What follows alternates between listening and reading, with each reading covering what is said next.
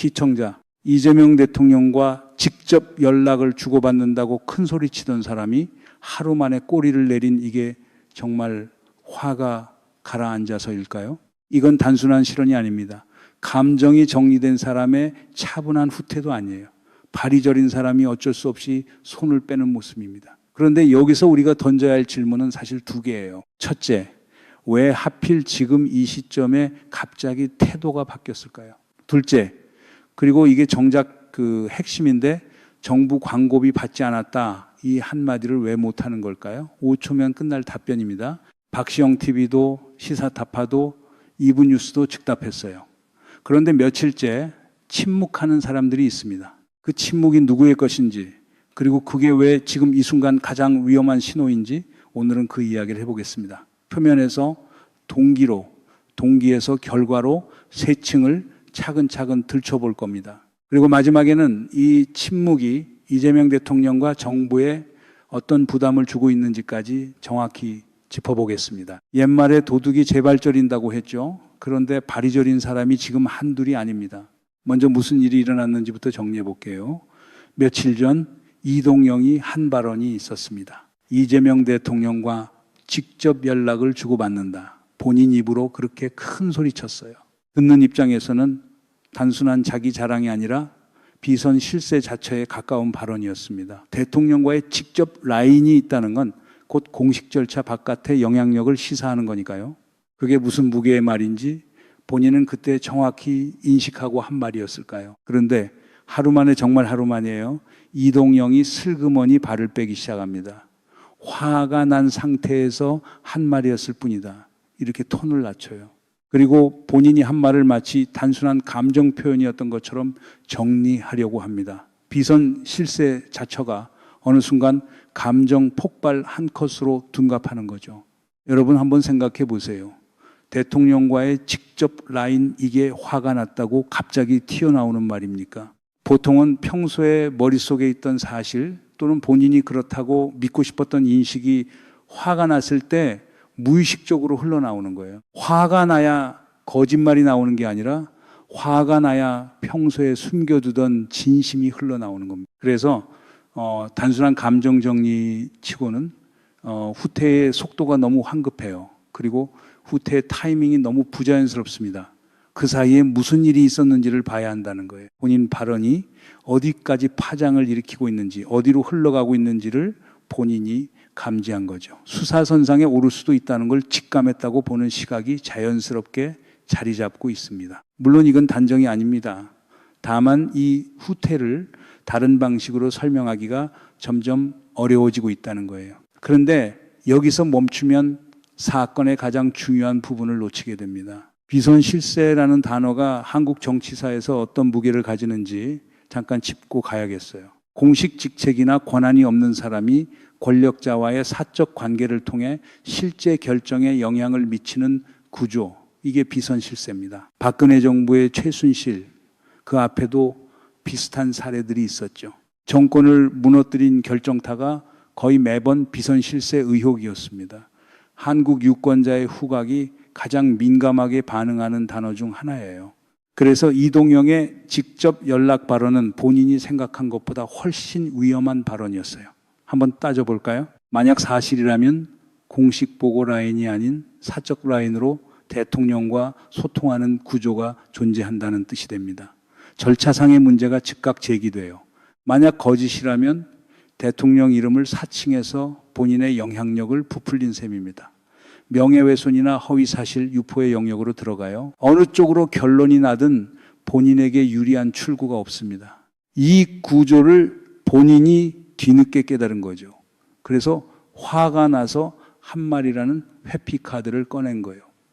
그런데 이 카드가 통할까요? 발언은 이미 녹화되어 있고 발언을 들은 사람들이 있고 그 발언이 던진 의혹은 본인의 후퇴 한 번으로 정리되지 않습니다. 오히려 후퇴가 의혹을 확정해주는 효과를 내고 있어요. 그런데 여기서 한 가지 놓치면 안 되는 게 있습니다. 이게 이동영 한 사람의 문제가 아니라는 점이에요. 한 사람이 발이 저렸다면 같은 자리에 있던 사람들도 같은 신발을 신고 있었을 가능성이 있다는 겁니다. 양두구육이란 말이 있죠. 양머리를 걸어놓고 개고기를 판다. 친이 제명을 외치는 사람들 중에 정말로 양머리만 걸어놓은 사람이 이동영 한 명뿐일까요? 이 질문 앞에서 갑자기 침묵이 길어지는 사람들이 한둘이 아니라는 게 지금 문제의 본질입니다. 그래서 우리는 한 사람의 후퇴보다 그 후퇴가 왜 일어났는지 그 동기의 뿌리 자체를 봐야 합니다. 여기서 최민 의원이 한 발언을 짚어야 합니다. 며칠 전 방송에서 최민 의원이 굉장히 중요한 이야기를 했어요. 국회 차원에서 정부 광고비의 행방을 추적하기 시작했다는 겁니다. 언론진흥재단과 문체부에 정식으로 자료 요청을 넣었고 1억 원 이상이 투입된 곳에 집행 내역을 정보 공개 청구해 놓았다고 밝혔어요. 1억 이상으로 기준을 잡은 이유는 단순합니다. 거기서부터 충분히 걸러진다는 거예요. 거기서 뭐가 나오면 그 다음에는 1억 이하도 들여다보겠다는 겁니다. 숫자부터 짚어볼게요. 정부 광고비 한 해에 얼마나 집행되는지 아십니까? 정부 본부 산하기관 지자체까지 다 합치면 1년에 1조 5천억 원이 넘어갑니다. 그중 유튜브에 직접 투입된 금액만 따로 보면은 2025년 기준 약 700억 원으로 알려져 있어요. 700억입니다. 한 플랫폼에 1년에. 2026년 숫자는 아직 공개되지 않았는데 예년 수준이면 지금쯤 300억 가까이 이미 흘러 들어갔을 거라는 추정이 나옵니다. 여기서 사람들이 잘 모르는 게 하나 있어요. 정부 광고는 누가 어떤 기준으로 집행 채널을 정합니까? 공식적으로는 언론진흥재단을 통한 일정한 절차가 있습니다. 하지만 실무 단계로 내려가면 산하기관과 지자체별로 결정 권한이 분산돼 있고 그 안에는 시청률이나 도달률 같은 객관 지표가 아니라 담당자의 재량으로 채널이 선정되는 영역이 적지 않아요. 1억 미만 거래가 특히 그렇습니다. 그래서 최민 의원이 1억 이상부터 청구한 거예요. 그 아래는 쪼개기, 발주가 가능하다는 뜻이기도 합니다. 100억짜리 한 건보다 9천만 원짜리 100건이 추적하기 훨씬 어려워요. 그런데 여기서 굉장히 이상한 그림이 나옵니다. 이른바 정권 교체에 기여했다고 평가받는 진보 매체들, 매봉쇼, 매불쇼, 김어준의 뉴스공장 이런 채널들이 받은 정부 광고비가 얼마인지 아세요? 단 한 푼도 없어요. 0원입니다. 뉴스타파는 후원자들이 빠지면서 운영이 어려워지고 있고 서울의 소리는 직원들 월급도 못 줄 지경이라는 공지가 나왔습니다. 정권이 바뀌었는데 가장 힘들어진 매체가 서울의 소리라는 거예요. 이게 정상적인 그림입니까? 1조 5천억 원이 1년에 흘러나가는데 정권 교체에 가장 크게 기여한 매체들은 한 푼도 받지 못하고 일부는 망할 위기에 처해 있어요. 그럼 그 돈은 도대체 누가 받아갔습니까? 이 단순한 질문 앞에서 지금까지 누구도 명쾌한 답을 내놓지 않고 있습니다. 문제는 여기서부터입니다. 정부 광고비를 시청률이 잘 나오는 진영 채널에 쓰는 것 자체는 문제가 안 돼요. 시청률 잘 나오고 정책 홍보도 한다면 오히려 권장돼야 할 일입니다. 예전에 슈카월드 채널에서 정부 정책 홍보 방송을 만든 적이 있는데 그건 정부가 돈을 주고 홍보를 맡긴 거였어요. 명백한 광고였고 절차상 아무 문제가 없었습니다. 진짜 문제는 의혹이 제기되는 그 채널들에서 정부 정책 홍보 방송이 거의 보이지 않는다는 점이에요. 보신 적 있어요? 문조털레 공격은 매일 합니다. 그런데 정부 정책 설명이나 홍보는 거의 없어요. 그럼 광고비를 받았다면 그 광고비는 무엇을 위해 들어간 돈이 되는 겁니까? 이게 의혹의 핵심입니다. 여러분 한번 생각해 보세요. 주류 매체에서 이 700억의 행방을 짚는 보도가 어디 한 군데라도 있었습니까? 1조 5천억 원이 어디로 어떻게 흘러가는지 추적하는 분석 거의 본 적 없으실 거예요. 그게 우연일까요? 아니면 이 구조를 들춰내는 게 누구에게 불편한 일이기 때문일까요? 자, 여기까지 들으시면 한 가지 결론이 자연스럽게 나옵니다. 그래도 결국 최민 의원이 정보 공개 청구를 했으니까 거기서 답이 나오겠지. 자료가 나오면 누가 받았는지 확인되고 그러면 의혹이 정리될 거다. 이렇게 정리하고 넘어가고 싶으실 겁니다.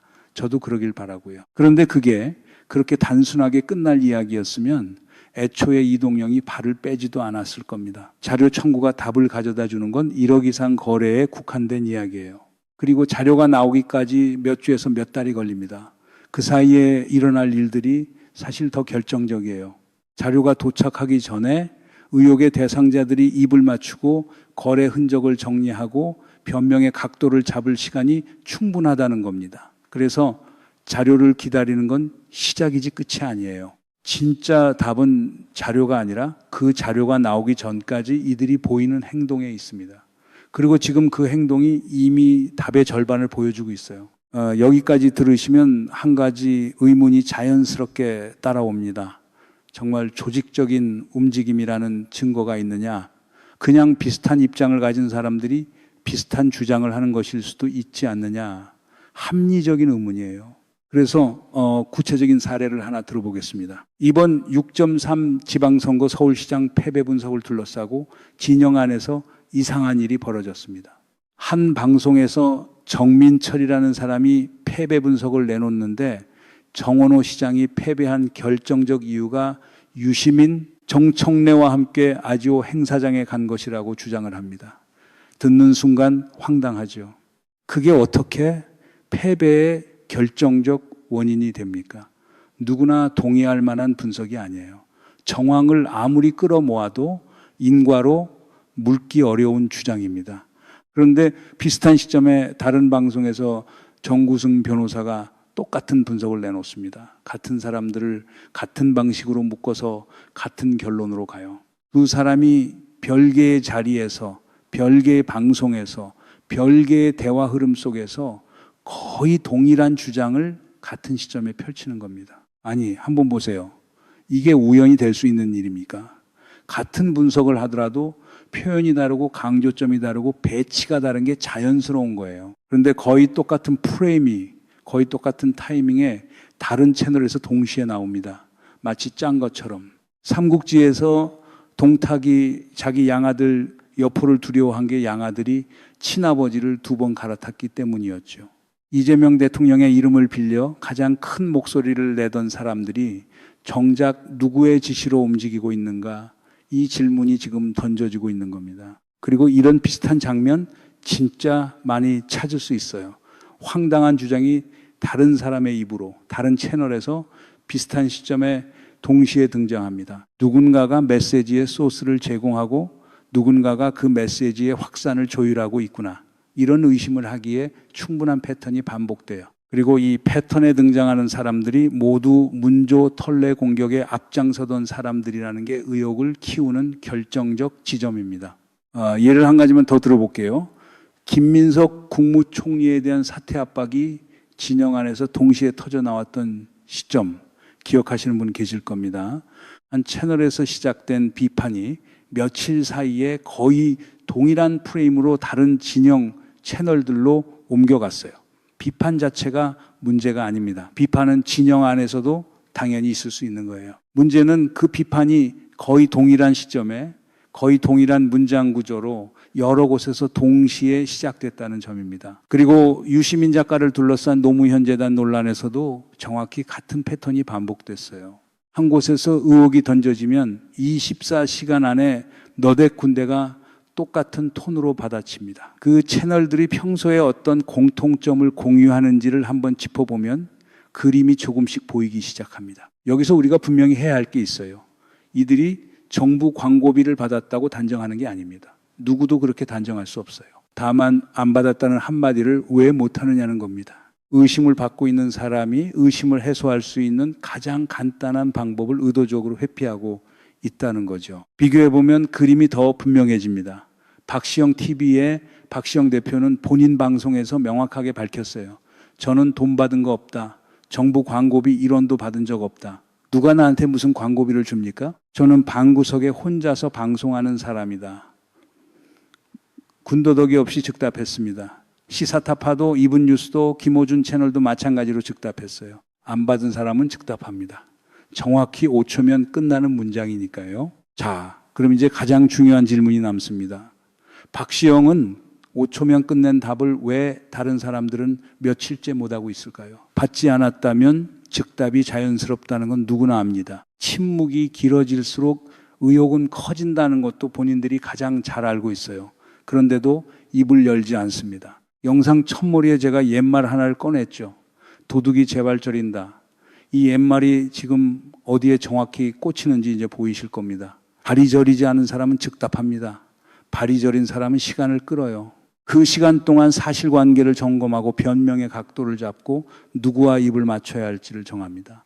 침묵의 길이는 발이 저리는 정도와 거의 정비례하는 거예요. 이재명을 위한다고 가장 큰 목소리로 외치던 사람들이 사실은 이재명 대통령을 가장 위험하게 만들고 있는 겁니다. 이 한 문장이 지금 침묵하고 있는 분들에게 도달했는지는 모르겠습니다. 조금만 더 들여다보면 이게 왜 그런지 보입니다. 진짜로 누군가를 위하는 사람은 그 사람에게 부담이 갈 일이 생기면 본인의 자존심을 먼저 내려놓고 빠르게 정리하는 사람이에요. 본인이 의심받는 게 싫어서 끝까지 버티는 게 아니라 의심이 대통령에게 옮겨가는 게 싫어서 즉시 답하는 사람입니다.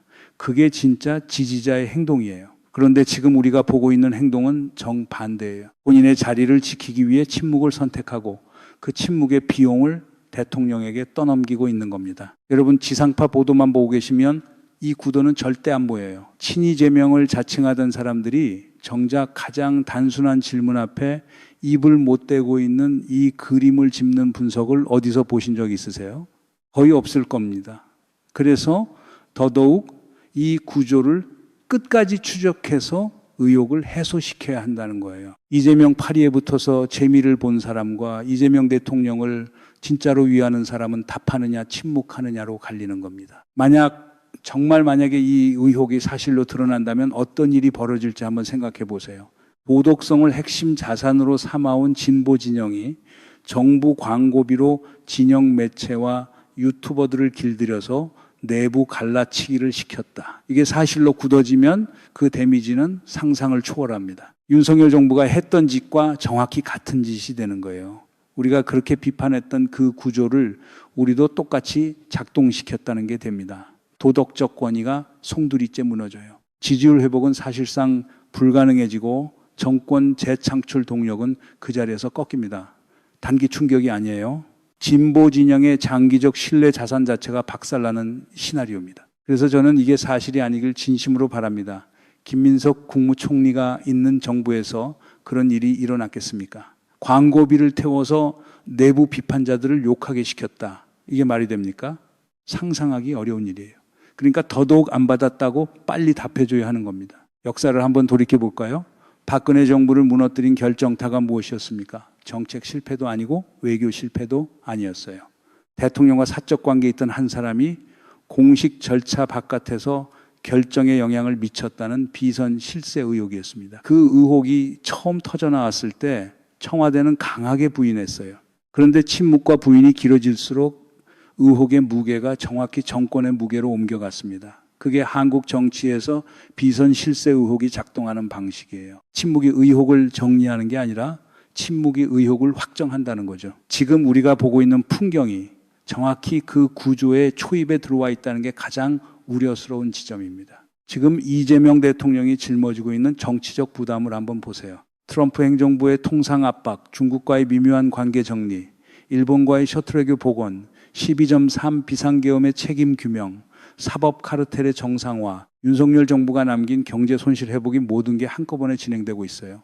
그런데 여기에다가 진영 내부에서 발생한 광고비 의혹까지 짊어져야 한다는 겁니까? 침묵이 길어질수록 이 부담은 정확히 대통령에게 전가됩니다. 곽상언 의원 사례도 한 번쯤은 짚어봐야 할 대목이에요. 노무현 대통령의 사위로서 검찰과 국정원의 사찰 피해를 직접 겪었던 사람입니다. 그런 그가 국회의원이 됐을 때 가장 앞장서서 싸워야 할 대상은 장인 어른을 죽음으로 몰고 간 검찰 권력이 아니었습니까?